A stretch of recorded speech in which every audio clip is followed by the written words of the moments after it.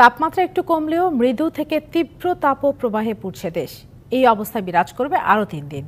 তাই উঠছে না হিট অ্যালার্টও। এই সময়ে বৃষ্টিপাতের সম্ভাবনা দেখছে না আবহাওয়া অধিদপ্তর। তীব্র গরমে অসহনীয় হয়ে উঠেছে জনজীবন। জনস্বাস্থ্যে পড়েছে বিরূপ প্রভাব। ক্ষতির মুখে পড়েছে কৃষি ও মৎস্য খাত।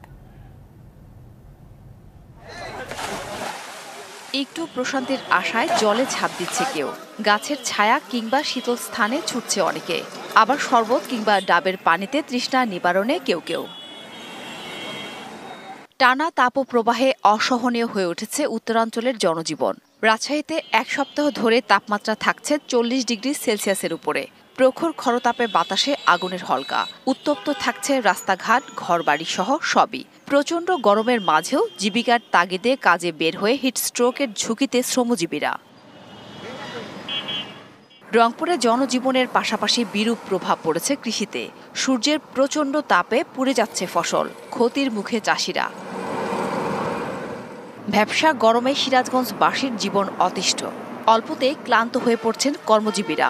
এ অবস্থায় শহরাঞ্চলে বেড়েছে ঠান্ডা পানীয়ের চাহিদা। ফুটপাতে বিক্রি বেড়েছে শরবত ও ফলমূলের। গরমের কারণে বাড়ছে জ্বর, ঠান্ডা, ডায়রিয়া সহ বিভিন্ন রোগের প্রাদুর্ভাব। তাপপ্রবাহে অনেকটাই থমকে গেছে খুলনার জনজীবন। গরমের কারণে সীমিত হয়ে এসেছে মানুষের চলাফেরা, যার প্রভাব পড়েছে ব্যবসা বাণিজ্যে। রাতে চুয়াডাঙ্গায় ক্ষণিকের বৃষ্টিতে জনমনে প্রশান্তি ফিরে এলেও সূর্য উঁকি দিতেই ফিরে এসেছে গরমের দাপট। আবহাওয়া অধিদপ্তর বলছে আরও ৩ দিন তাপপ্রবাহে পূর্বে দেশ। উঠছে না হিট অ্যালার্টও।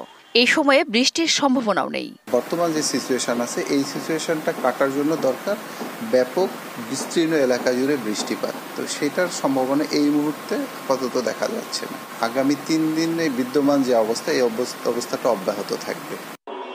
এদিকে বৃষ্টির প্রার্থনায় নারায়ণগঞ্জ, ঝিনাইদহ, কুড়িগ্রাম, নরসিংদী, মোংলা সহ দেশের বিভিন্ন স্থানে বিশেষ নামাজ আদায় করা হয়েছে।